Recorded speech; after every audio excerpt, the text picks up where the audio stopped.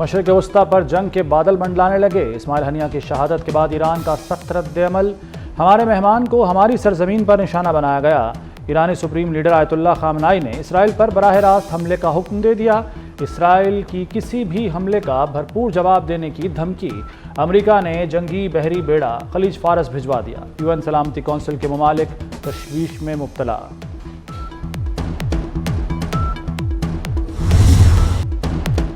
शहीद इस्माइल हनिया का सफ़र आखिरत आज कतर के दारुल हुकूमत दोहा में सुपुर्द खाक किया जाएगा। इस्माइल हनिया की तेहरान में नमाज जनाजा अदा की गई। सुप्रीम लीडर आयतुल्लाह खामनाई ने नमाज जनाजा की इमामत की। हज़ारों अफराद का शहीद इस्माइल हनिया को खराज अक़ीदत। हनिया को इसराइल ने मिसाइल हमले में शहीद किया था।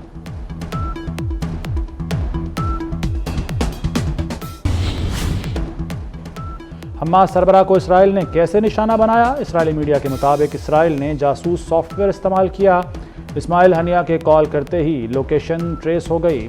इस्माइल हनिया पर करीबी इमारत से मिसाइल दागा गया। इस्माइल हनिया को बराह रास्त मिसाइल लगा। अमरीकी अखबार ने कत्ल के मकाम की तस्वीर जारी कर दी।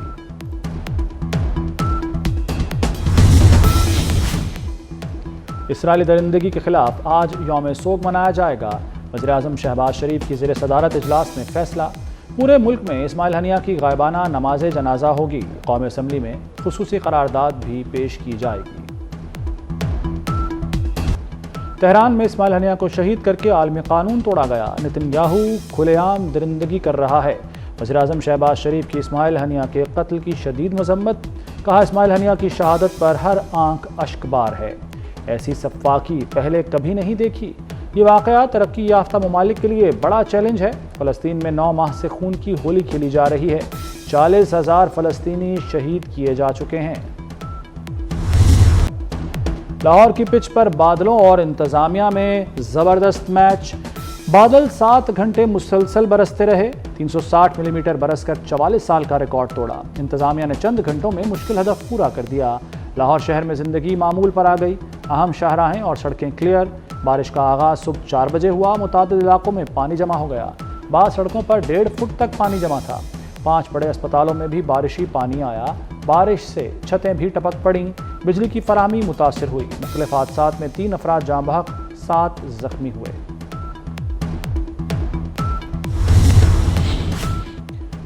लाहौर में मानसून बारिश का धुआंधार स्पेल। एयरपोर्ट पर 360 मिलीमीटर बारिश रिकॉर्ड। पानी वाला तालाब 324, निश्तर टाउन 312, फर्रुखाबाद में 298 मिलीमीटर बारिश पड़ी। ताजपुरा 260, लक्ष्मी चौक और गुलशन रावी में 248 मिलीमीटर बारिश। रवा साल मानसून सीजन की दूसरी बड़ी बारिश थी। गुज़श्ता दिनों में ताजपुरा में 315 मिलीमीटर बारिश हुई थी। बारिश का सिलसिला 7 अगस्त तक जारी रहेगा। 7 घंटों की बारिश का पानी 2 घंटे में साफ किया। सर्विसेज अस्पताल में सुबह 9 बजे पानी आया, 10 बजे निकाल दिया। वज़ीर इत्तलात पंजाब अज़मा बुखारी ने प्रेस कॉन्फ्रेंस में वीडियोस भी दिखा दी। कहा, कुछ लोग पुरानी फुटेज वायरल कर रहे हैं। केपी में बारिशों से 24 अफराद जाँ बहक हुए। प्रोपागंडा करने वालों ने केपी की फुटेजेस देखी।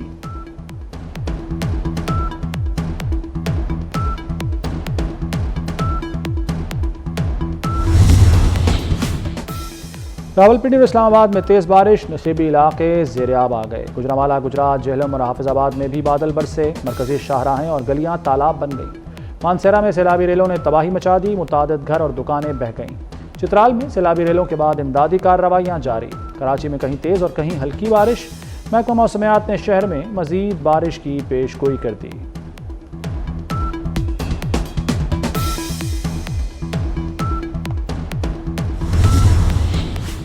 इस माह मामूल से ज़्यादा बारिशें हो सकती हैं। बारिशों का हालिया स्पेल 6 अगस्त तक जारी रहेगा। दूसरा स्पेल 7 अगस्त से 15 अगस्त तक जारी रहेगा। महकमा मौसमियात के मुताबिक तरबेला और मंगला डैम्स में सैलाबी सूरत हाल का खदशा नहीं। रावी के नदी नालों में तुग़यानी का खदशा है। बारिशें जारी रहीं तो चनाब में सैलाबी सूरत हाल हो सकती है।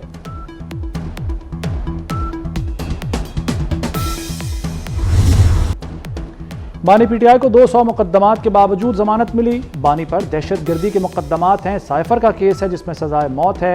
मेरे मौकिल पर 14 मुकदमात हैं। जमानत का हकदार है। बानी को जेल में देसी मुर्गा और मटन खाने को मिलता है। मेरे मौकिल को ऐसी कोई सहूलत दस्तयाब नहीं। वकील ने साइफर केस का हवाला देकर मनशियात केस के मुलजिम की जमानत करा ली। वकील सफाई ने कहा कि बानी पीटीआई और उनका मौक्किल बराबर के शहरी हैं। अदालत ने दोनों को एक निगाह से देखना है। जस्टिस मंसूर अली शाह ने अदालती नज़ीरों के हवाले पर मुलजिम उबैदुल्लाह की जमानत मंजूर कर ली।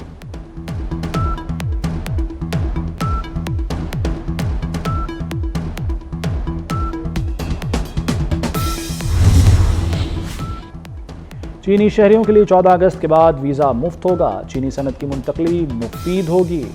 वज़ीर-ए-आज़म शहबाज शरीफ की चीनी वफ्द से गुफ्तगू। कहा पाक चीन दोस्ती लाजवाल रिश्ता है। मुश्तरका मंसूबे दोनों ममालिक के मुफाद में हैं। पेशाम वाक़े में मुलव्वस अफराद को पकड़ लिया। मुलव्वस अनासर को सख्त सज़ा दी जाएगी।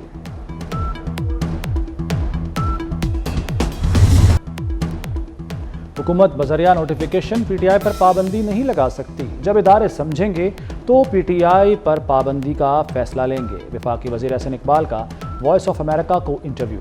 कहा पीटीआई पर पाबंदी आईन और कानून के मुताबिक होगी। मौजूदा तर्ज़ सियासत के साथ पीटीआई की पाकिस्तान में कोई गुंजाइश नहीं। अदलिया अदम इस्तेहकाम लाती है तो ये पाकिस्तान की खिदमत नहीं।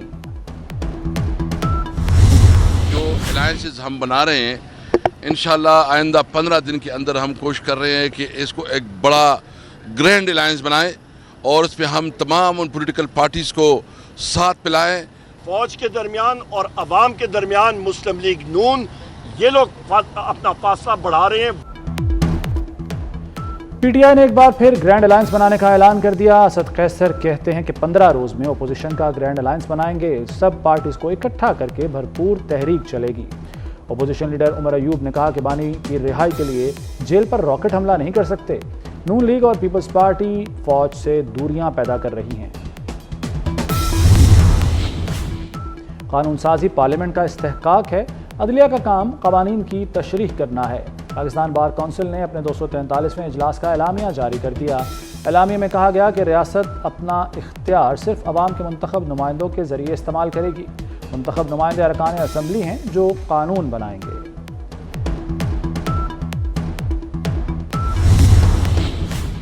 तर्जुमान पीटीआई रऊफ हसन की जमानत मंजूर। पैका एक्ट की अदालत का मुकदमे से रिहा करने का हुक्म। जमानत के बावजूद रऊफ हसन की रिहाई मुमकिन नहीं। रऊफ हसन 2 रोज के रिमांड पर सीटीडी की तहवील में हैं।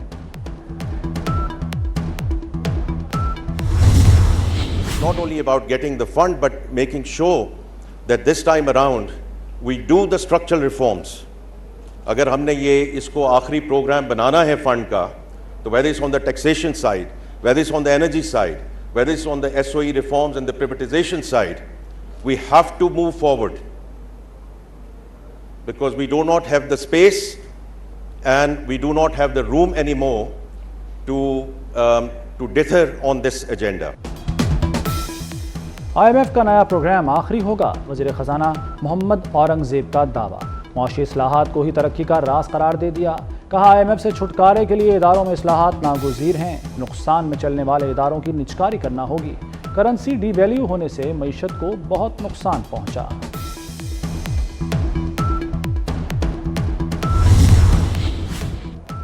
मुज़ाकरात मीडिया के सामने किए जाएं। अमीर जमात इस्लामी हाफिज नईमुर रहमान का मुतालबा।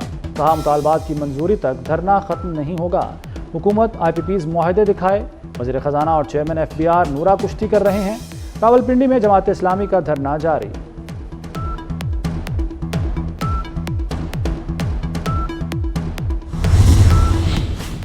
MKM वफ्द की वज़ीर-ए-आज़म शहबाज शरीफ से मुलाकात। अता तारड़ कहते हैं कि ज़ायद बिलों और बिजली मामलात पर मुस्बत गुफ्तगू हुई। बिजली के मसाइल का हल वज़ीर-ए-आज़म की तरजीह है। लोग इस मसले पर सियासत करना चाहते हैं। मुत्तहदा ने हमेशा इस्लाहात पर मुस्बत किरदार अदा किया। मुस्तफ़ा कमाल ने कहा कि IMF की तलवार हमारे सर पर है। चैलेंजेस को सामने रख कर ही आवाम को रिलीफ दिया जा सकता है। सदर PTI चौधरी परवेज़ इलाही की तबीयत नासाज। पसलियों में फ्रैक्चर से सांस लेने में दुश्वारी। डॉक्टरों ने परवेज़ इलाही का तफसीली मुआयना किया और मुख्तलिफ टेस्ट किए। परवेज़ इलाही को मुकम्मल आराम का मशवरा दिया।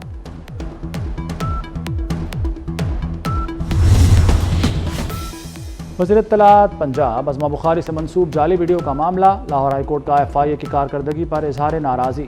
चीफ जस्टिस का FIA की रिपोर्ट पर अदम इत्मीनान का इजहार। सीनियर अफसर को आज तलब कर लिया। FIA साइबर क्राइम विंग ने वीडियो की जांच के लिए हेडक्वार्टर से राब्ता कर लिया।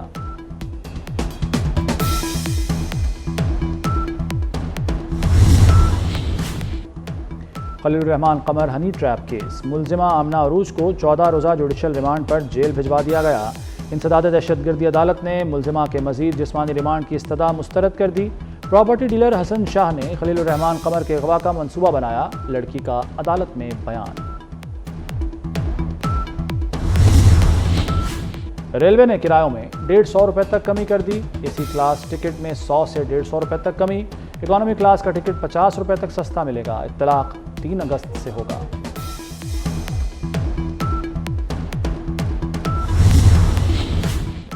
पेरिस ओलंपिक्स के 5वें रोज चीन ने मेडल टेबल पर कब्जा जमा लिया। चीन 11 गोल्ड मेडल्स के साथ सरे फहरिस्त। चीन के स्विमर पेन जेनले ने स्विमिंग में नया आलमी रिकॉर्ड कायम किया। और मारूफ कॉमेडियन सरदार कमाल फैसलाबाद में सुपुर्द खाक। नमाज जनाजा में अदाकारों और शहरियों ने कसीर तादाद में शिरकत की। मरहूम के बुलंद दर्जात के लिए दुआ की। सरदार कमाल 2 दिन पहले दिल का दौरा पड़ने से इंतकाल कर गए थे।